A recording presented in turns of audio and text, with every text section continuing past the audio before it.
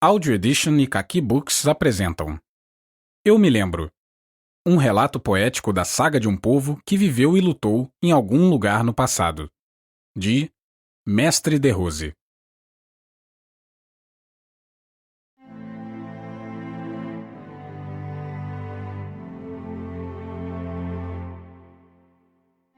Eu me lembro e em seguida deslembro. Desde pequeno, recordo-me de sonhos, de imagens do inconsciente, de símbolos da minha mente. Não quero saber o que são essas lembranças.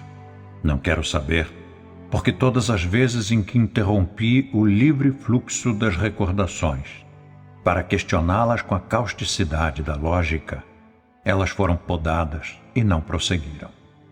E algumas eram tão doces. Como pude interromper lembranças tão ternas com a lâmina fria do intelecto? Só para me vangloriar comigo mesmo, sou racional. Que vantagem há em ser racional, se o onírico é tão rico e tão belo? Portanto, não me pergunte que lembranças são estas. Não quero saber. Quero que fluam e que continuem sempre, simplesmente fluindo. Quero sorrir com elas. Quero verter lágrimas de emoção com elas. Quero compartilhar com você essas emoções.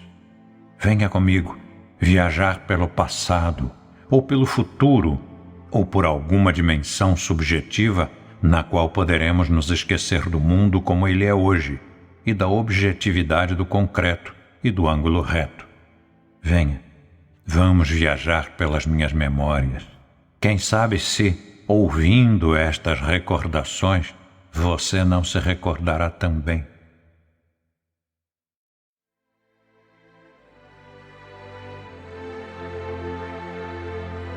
Não me lembro.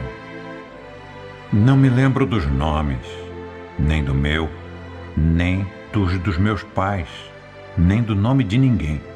Não me lembro dos funerais, embora me lembre muito bem das mortes que presenciei. Não me lembro da língua que falávamos. Quando me recordo, é sem idioma. Preciso traduzir a pura lembrança para a língua que falo hoje. Não me lembro do nome do nosso povo, nem da localização da nossa aldeia. Só me lembro de que a região era plana e de que havia muita vegetação verdejante na parte mais próxima de onde vivíamos.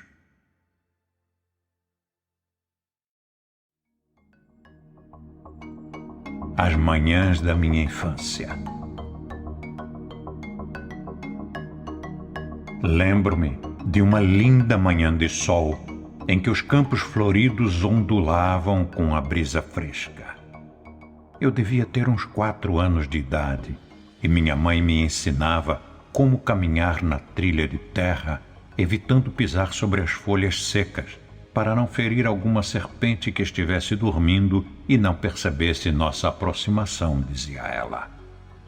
Segundo minha mãe, a serpente não era má e não me morderia por mal, e sim por medo de mim, que era um animal muito maior que ela. Mamãe me ensinava também a perceber o ruído particular de cada animal, ave ou inseto que fazia ao se deslocar ou ao espreitar. De fato, depois que passei a prestar atenção, podia perfeitamente separar o ruído do vento na vegetação do chamado de um inseto quase imperceptível ou do leve bater de asas de uma ave de rapina planando baixo para caçar um roedor desavisado. Um dia ela me disse: "Shh, ouça." Mas eu não ouvi nada. Então ela apontou com o dedo médio, como era costume entre nosso povo. Olhei e nada vi. Mas comecei a perceber um leve ruído, como se fosse uma lixa passando de leve sobre o chão arenoso. Não se mova para não assustá-la. Em poucos instantes, vimos uma majestosa naja amarronzada de uns 2 metros de comprimento saindo de trás do capinzal. Por tudo que minha mãe me ensinou, posso dizer que lhe devo a vida várias vezes. Passávamos a manhã inteira brincando de furar o solo de terra fofa com o dedo polegar e jogando dentro do orifício umas sementinhas. Depois, ficávamos algumas semanas brincando de colocar água e esterco de vaca em torno de cada local plantado. Também devíamos conversar e rir bastante ali por perto. Mamãe dizia que se a sementinha ouvisse nossa conversa e nossos risos, ela iria pôr a cabecinha de fora para ver o que se passava. Então, permanecíamos dias a fio conversando e contando casos engraçados, esperando ansiosamente que a sementinha pusesse a cabeça para fora da terra. Minha mãe tinha razão. Dali a alguns dias, vi, com alegria impossível de descrever, o primeiro broto saindo para o sol, e depois outro e outro. Agora, disse-me ela, devemos mostrar às plantinhas que o mundo aqui fora vale a pena. Vamos ficar sempre felizes uns com os outros, que é para as plantinhas não voltarem lá para dentro. Também devemos cuidar delas, porque, coitadinhas, não podem se deslocar como nós para ir beber água quando tiverem sede, nem para fugir quando alguém for pisar nelas. Colocamos proteções de bambu à sua volta e todas as manhãs lhes dávamos água, porque era verão e o calor estava muito forte. Havia uns dias em que precisávamos protegê-las do sol e cobríamos uma grande área com um tecido quase transparente e já meio velho, mas que era mantido imaculadamente limpo. Nunca perguntei por que esse tecido era lavado, se ia ficar exposto ao sol e ao vento, que às vezes levantava nuvens de poeira avermelhada. Mas incansavelmente, as mulheres da aldeia lavavam os metros e metros de tecido, sempre cantando e dando risadas das coisas mais simples. Certa vez foi por causa de uma rã que saltou para dentro da cesta de vime. Uma das mulheres comentou que a rã estava querendo acasalar, e por esse motivo absolutamente ingênuo, as mulheres deixaram-se rir até o entardecer. O entardecer. Se pela manhã o divertimento era plantar e regar, à tarde íamos à fonte buscar água fresca, que levávamos para casa em pesados tonéis de madeira, os quais, felizmente, eram transportados rolando sobre suas laterais, que funcionavam como rodas, e eram puxados por meio de uma alça entalhada de cada lado. Como toda criança, eu cobria minha mãe de perguntas e queria saber por que não utilizávamos as búfalas para a tração do tonel. Minha mãe explicava que não era tão grande nem tão pesado quanto me parecia a mim que era pequeno, e que os animais tinham outras funções mais importantes. Chegando à casa, a água era transferida para a cisterna, apoiando-se o tonel numa reentrância escavada no arenito, especialmente para esse fim, de forma a encaixar a abertura numa posição baixa, capaz de deixar escoar quase toda a água quando retirávamos a tampa de resina.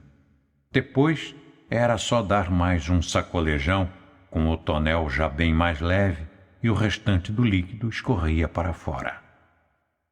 Algo que sempre me impressionou era a engenharia do fornecimento de água na nossa casa.